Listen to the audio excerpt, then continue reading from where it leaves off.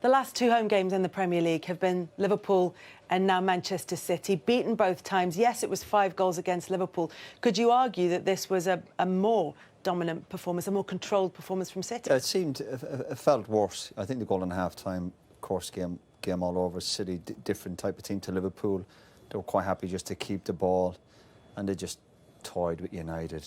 Really, so poor. The difference in class, quality, decision-making, everything. It was, I know the old saying, it was men v boys, but United are so off it, it's unbelievable. You know, 4 dimensions there, it's a tough place to come. It's not.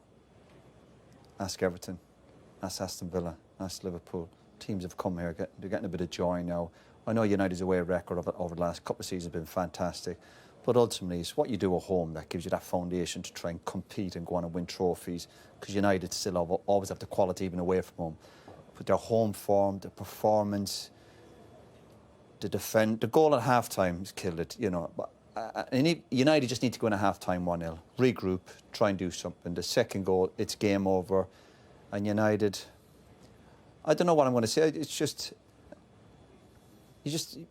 so poor. It's just so poor. And again, we go back to what I look for characters. McTominay, Fred. McTominay, I know, he's learned his trade. Fred is a midfield. These players aren't good enough for Manchester United. Defensively, even the first goal, I wasn't shocked when Bailly just sliced that into it. He's got that in him. He's erratic. He slices at things.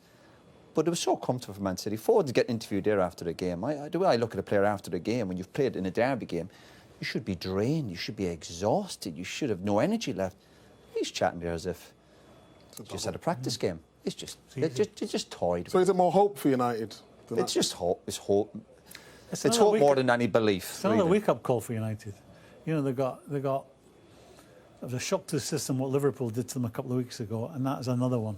Okay, they had a reprieve against Spurs midweek, got away with one against Atlanta, but that is another shock to the system. That's, if you're a player having played in that game, I mean, that was a horrible 90 minutes if you're a United player. You're never getting near anyone.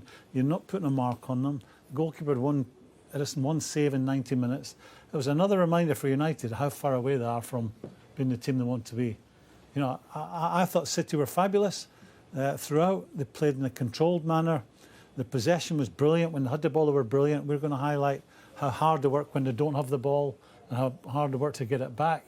I think it was a totally dominant performance by a City team. But if you're a United supporter or you're in a United dressing room right now, that was a wake-up call, and it's a realisation you're a country mile away from being a proper team.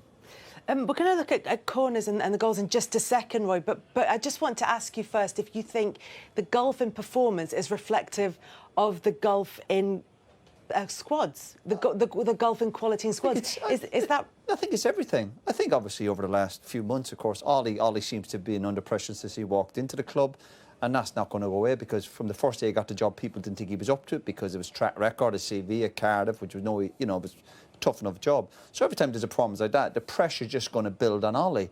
But also a lot of the players, we look particularly at the second goal. I look at Shaw and De Gea. These are established international footballers. How they can't smell the danger. And we talk about players getting back in, but there comes a point when you get back in numbers and you go, no, we've got to come alive. We've got to defend with intensity. And you see it in players' eyes, but these boys are too casual. Obviously, we see with the first goal, people not stopping the crosses. Does that come from the manager, though?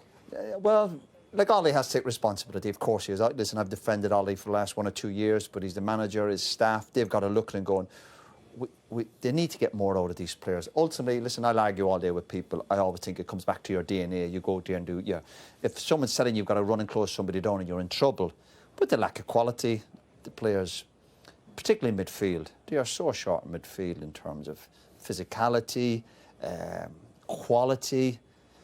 If you're lacking in quality, though, you could still get out. We talked about before the game, like dropping deep. If you're in the midfield, it's when the ball comes into that area, you've still got to go after the ball. I actually know. I'd like to go in hard on the United players, but today I'm actually feeling sorry for them. I think some of the United players they're just not up to playing for Man United, particularly at home. The time to judge a player when when I was at United, and Alex Ferguson always mentioned, when you're judging the players, how they can cope with playing in front of 70, 75,000. When you're under the cosh, and Man United are under the cosh today in the first half, which is fine, but you stay in the fight.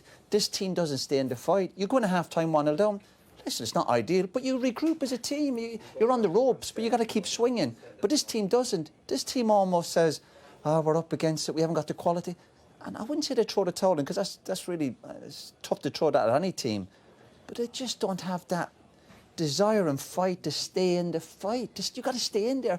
I've played with really good players here at Man United. The amount of times we just hung in there and ended up getting a kind of a late goal or late equaliser, and you show your quality, but they're not showing. This team doesn't have what I would use personality. They talk about during the week United, and they're trying things. I'm sure they're a decent group, and they go for lunch and all this type of thing. But it's what happens when the referee blows the whistle. And there's one yellow card for Man United today. I think it was for Ronaldo. Now, I'm not saying go out and get 7, 8 yellow cards. That doesn't win you football matches. But it is a derby game. You have to show your quality, but you do have to show some sort of emotion in the game. Go and close somebody down. I've often had it where I've not been at the races in the game, but I go, do you know what I might do is I might smash into somebody just to make me feel better. And sometimes it gets a reaction from the other players or the fans. This is a derby game today for Manchester United, and I think the fans... after watching that, I totally understand why fans would leave after an hour. And I'm always critical of supporters. You stay till the end, you support your team. But when you're watching that for an hour, you say, come on, we need more.